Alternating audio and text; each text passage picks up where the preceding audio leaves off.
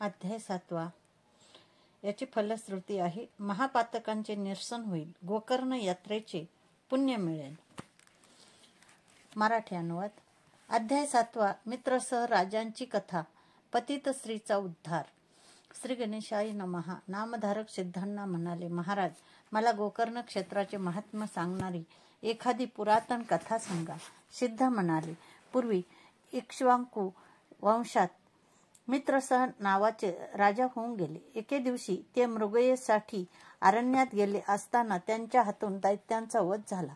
त्याचा सूड घेण्यासाठी त्या दैत्यांचा भाऊ मनुष्य रूपाने राजधानीत आला. त्याने राजगृहात आचार्याचे काम मिळवले.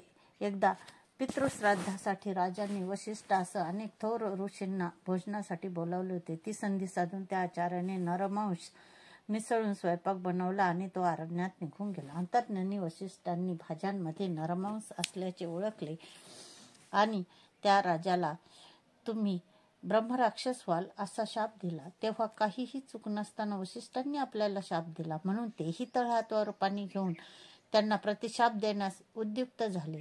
पण त्यांच्या राणींनी मदयंतींनी त्यांची समजूत काढली, त्यांना परावृत्त केले. तेव्हा ते पापसंकल्पयुक्त जल त्यांनी स्वतःच्या चरणावर टाकले. राणी वसिष्ठांना शरण गेल्या. त्यांना पतीसाठी शाप देण्याची विनंती केली. तेव्हा तुमच्या पतींना 12 वर्षांनी पूर्वरूप प्राप्त होईल असे सांगून ते निघून गेले. मित्रसह राजा ब्रह्मराक्षस होऊन अरण्यात संचार करू लागले.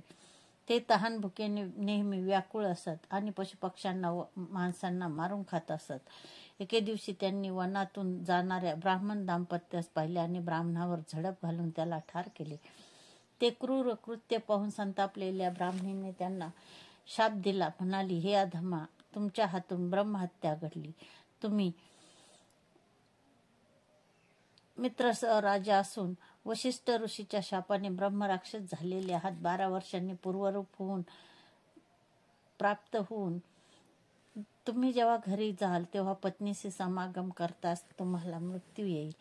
मग त्या ब्राह्मणीने आक्रोश करत पतीच्या अस्थी गोळा केल्या आणि चिता प्रदीप्त करून स्वतःचे अस्तित्व संपवले. 12 वर्षांनी मित्रसह राजा शापमुक्त होऊन पूर्वरूपाने घरी परतले. तेव्हा त्यांना सुखरूप पाहून राणींना खूप आनंद झाला. राजांना ब्राह्मणीच्या शापाची धास्ती वाटत होती म्हणून ते त्यांना भेटण्याचे टाळत होते. मदयंतींना ते खटकले.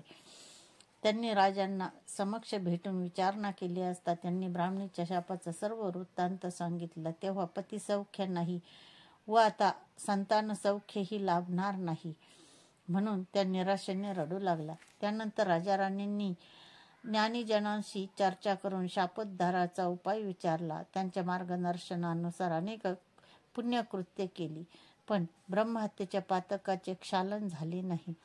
मग राजा तीर्थयात्रेस निघाले. मिथिला नगरीच्या बाहेर उपवनात त्यांना महातपस्वी गौतम ऋषींचे दर्शन घडले. गौतमांनी त्यांची आस्थेने चौकशी केली असता त्यांनी सर्व घटनाक्रम सांगितला व उद्धार करण्याची विनंती केली. त्यांनी मित्रसह राजांना गोकर्ण क्षेत्राचे महात्म्य सांगितले व पुढे म्हणाले, राजा, एकदा मी गोकर्ण यात्रेस गेलो होतो. तिथे दुपारी विश्रांतीसाठी एका वृक्षाखाली बसलो असताना एक वृद्ध, अंधळी, कुष्ठरोगाने जर्जर असलेली पतित स्त्री दृष्टीस पडली. ती मरणोन्मुख अवस्थेत होती. तिचे प्राणोत्क्रमण होताच शिवलोकातून एक दिव्य विमान खाली आले. त्यातून 4 तेजस्वी शिवदूत उतरले. मी त्यांच्याकडे सहज चौकशी केली असता ते तिला शिवलोकी नेण्यासाठी आले आहेत असे कळले. मी त्यांना विचारले, ही स्त्री एवढ्या उत्तम गतीला कशी प्राप्त झाली? ते म्हणाले, ऋषीवर्य, ही स्त्री पूर्वजन्मी ब्राह्मण कन्या होती. तिचे नाव सौदामिनी. अकाली वैधव्य आल्यानंतर कामपूर्तीसाठी ती जार कर्म करू लागली. त्यामुळे घरच्यांनी तिच्याशी संबंध तोडले. तेव्हा तिने एका धनिक पण पतित असलेल्या तरुणाशी लग्न केले. तिला एक पुत्र झाला. ती मद्यपान, मांसाहार करू लागली. एकदा मद्याच्या धुंदीत तिने मेंढ्याऐवजी गायीचे वासरू कापले. त्याचे मांस रांधले, ते स्वतः खाल्ले आणि घरच्यांनाही खाऊ घातले. सायंकाळी भानावर आल्यावर आपण गोहत्या केलेली पाहून तिला खूपच पश्चाताप झाला. मृत्यूनंतर यमदूतांनी तिचे नरकात भयंकर हाल केले. तिला पतित स्त्रीचा जन्म मिळाला. ती जन्मांध व कुरूप होती. माता पित्याच्या निधनानंतर ती निराधार झाली. कुष्ठरोगाने तिची फार दुर्दशा झाली. ती भीक मागून गुजराण करू लागली. त्या महाशिवरात्रीस भिकाऱ्यांच्या सोबतीने ती गोकर्णास आली. कर्मधर्म संयोगाने तिच्याकडून नकळत उपोषण, शिवार्चन, शिवकीर्तन, श्रवण व जागरण घडले. शिवरात्रीस गोकर्ण क्षेत्री तिच्याकडून ही जी पुण्यकर्मे घडली त्यामुळे तिची पूर्वजन्मकृत सर्व पातके जळून गेली. भगवान शंकर तिच्यावर प्रसन्न झाले. त्यांच्या आज्ञेनेच आम्ही तिला नेण्यासाठी आलो आहोत. असा आहे गोकर्ण क्षेत्राचा महिमा. म्हणून तुम्ही तिथे जा. त्या पुण्यक्षेत्री तुमची सर्व पातके जळून जातील आणि ब्राह्मणीच्या शापाचे निवारण होईल. गौतमांच्या आज्ञेनुसार मित्रसह राजा गोकर्ण क्षेत्री गेले. तेथे एकनिष्ठेने शिव आराधना करून ते ब्रह्महत्या व सतीच्या शापातून मुक्त झाले. शिवकृपेने त्यांचे कल्याण झाले.